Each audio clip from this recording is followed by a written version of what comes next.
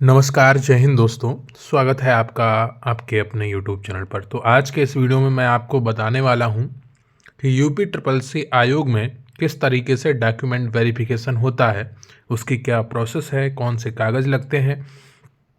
तो इन सब के बारे में महत्वपूर्ण जानकारी मैं आपको देने वाला हूं। बिल्कुल धैर्य के साथ अंत तक ये वीडियो देखिएगा और जब आपका परिणाम आएगा, रिजल्ट आएगा, तब मैं एक अलग से वीडियो बनाऊँगा।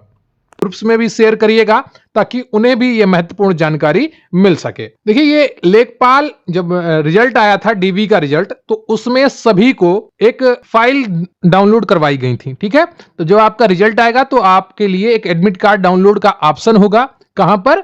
आयोग की वेबसाइट पर। वहां से ये सभी फाइल डाउनलोड होंगी। तो ये एक लेखपाल भर्ती के अभ्यर्थी हैं श्री शिव प्रकाश तिवारी जी। ठीक है, तो इनका यहाँ पर रजिस्ट्रेशन नंबर लिखा है। प्राइवेसी के लिए इसको हाइड कर दिया है मैंने, और यहां पर इनका रोल नंबर लिखा था, उसको भी हाइड कर दिया गया है। 13/9/2023 को यह पत्र डाउनलोड हुआ था। ठीक है, जारी किया गया था आयोग के द्वारा। ठीक है, तो ये पहला पत्र है अटेस्टेशन फॉर्म, यानी कि प्रमाणीकरण प्रपत्र। ठीक है, ये उत्तर प्रदेश अधीनस्थ सेवा चयन आयोग द्वारा जारी किया गया। चेतावनी इसमें कुछ दी गई है कि इस प्रपत्र में कोई गलत सूचना देना या किसी तथ्यपूर्ण सूचना के छिपाना अनर्हता समझी जाएगी और इससे उम्मीदवार शासकीय सेवा के लिए अनर्ह समझा जा सकता है। यानी कि आपको सभी जानकारी बिल्कुल सही देनी होगी, कोई भी गलत जानकारी आपको नहीं देनी होगी। यदि उम्मीदवार इस प्रपत्र को भरने तथा प्रस्तुत करने के बाद निरुद्ध, डिटेन्ड, दोष सिद्ध, कन्विक्टेड, प्रतिवारित यानी कि डिवार्ड आदि किया जाए तो उनके ब्यौरे उत्तर प्रदेश अधीनस्थ सेवा चयन आयोग लखनऊ को सूचित किए जाने चाहिए।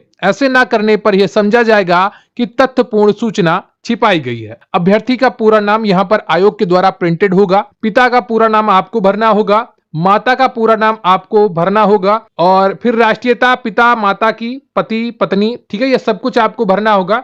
निम्नलिखित का जन्म स्थान, पति का जन्म स्थान, पत्नी का जन्म स्थान, ठीक है, और स्थायी निवास का पूरा पता, यह सब आपको पूरा इसमें भरना होगा। शैक्षिक योग्यताएं, जिसमें उम्मीदवार को 15 वर्ष की आयु से शिक्षा प्राप्त करने के स्थान और स्कूलों तथा कॉलेजों में व्यतीत दिए गए वर्ष पर, ठीक है, स्कूल कॉलेज का पूरा नाम, प्रवेश का दिनांक, छोड़ने का दिनांक, परीक्षा जो पास की हो उसके बारे में यहां आपको जानकारी देनी होगी। ठीक है, कार्यालय या फर्म के यदि कोई हो, पूर्ण विवरण तथा पते एवं उम्मीदवार ने पहले काम किया हो जहां वह इस समय काम कर रहा हो तो उसके बारे में आपको यहां पर पूरी जानकारी देनी होगी। जहां पर अभी आप नौकरी कर रहे हो या आपने पहले कभी नौकरी की हो, नौकरी छोड़ने का कारण भी आपको यहां पर देना होगा। फिर आपको अभ्यर्थी के हस्ताक्षर यहां पे करने होंगे, डेट लिखनी होगी, और ये सभी काम आपको, डेट आपको सबसे लास्ट में करनी है जब आप आयोग जाएंगे। ठीक है, बाकी सब आपको बहुत ही ध्यानपूर्वक भरना होगा। फिर एक और प्रपत्र आपको मिलता है, आवेदन पत्र। क्या? आवेदन पत्र मिलता है आयोग के द्वारा। यह भी आपका 13/9/2023 को प्रिंटेड है। ठीक है, आयोग के द्वारा जारी किया गया है। श्री शिव प्रकाश तिवारी जी का है। ये लेखपाल के अभ्यर्थी हैं और बहुत ही होशियार कैंडिडेट हैं। इनके काफी अच्छे मार्क्स आए थे। केवल बच्च तक की साइज, यानी कि चेस्ट तक की साइज, आपको यहां पर सीने तक की साइज की फोटो यहां पर चिपकानी होगी। तो एक फोटो भी आपको लगवानी होगी। यहां पर पद या सेवा का नाम जिसके लिए अभ्यर्थी आवेदन कर रहे हैं, तो जैसे मुख्य सेविका है तो यहां पर मुख्य सेविका लिखना होगा। अभ्यर्थी का नाम हिंदी में आपको लिखना होगा। अभ्यर्थी के पत्र व्यवहार का पूरा पता, यहां पर आपको अपना पता लिखना होगा। ठीक है, पिता पति का नाम यहां पर पूरा वैसे ही भरना होगा। फिर आपको यहां पर शैक्षिक योग्यता भरनी होगी। हाई स्कूल, श्रेणी, वर्ष, प्राप्तांक, प्रमाण पत्र संख्या। प्रमाण पत्र संख्या में आप सर्टिफिकेट नंबर भर सकते हैं या आप अपना रोल नंबर भर सकते हैं। इंटरमीडिएट, स्नातक, स्नातक में आपको यहां पर फाइनल ईयर की डिटेल भरनी होगी। कौन सी?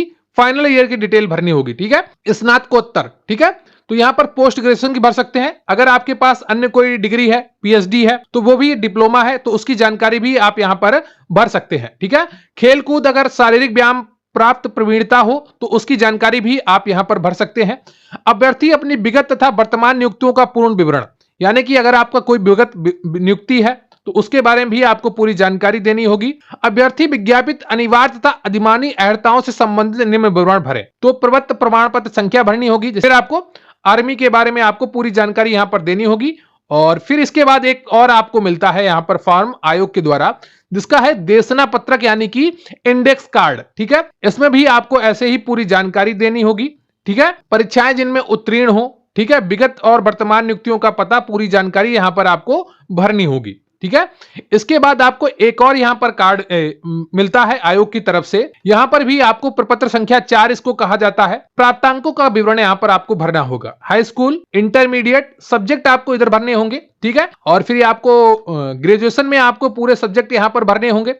पोस्ट ग्रेजुएशन में आपको पूरा सब्जेक्ट भरना होगा। अन्य कोई परीक्षा अगर आपने दी हो, देखिए आपकी जो परीक्षा है, जो भर्ती है, उसमें स्नातक तक की डिग्रियां आपके पास होनी चाहिए। स्नातक तक की सभी डिग्रियां आपके पास होनी चाहिए। ग्रेजुएशन तक की सभी डिग्रियां आपके पास होनी चाहिए। इस तरीके से आपको पूरा यहां पर भरना होगा, योग करना होगा। श्रेणी जिसमें परीक्षा उत्तीर्ण की हो, फर्स्ट सेकंड, ठीक है, यह सब आपको यहां पर भरना होगा और अभ्यर्थी के हस्ताक्षर करने होंगे। क्लियर आपको? तो यह सारी जानकारी आपको यहां पर भरनी होगी। क्लियर आपको? तो ये कुल मिलाकर 4 प्रपत्र आपको दिए जाएंगे, जिनके लिए आपको पूरी जानकारी आयोग को देनी होगी और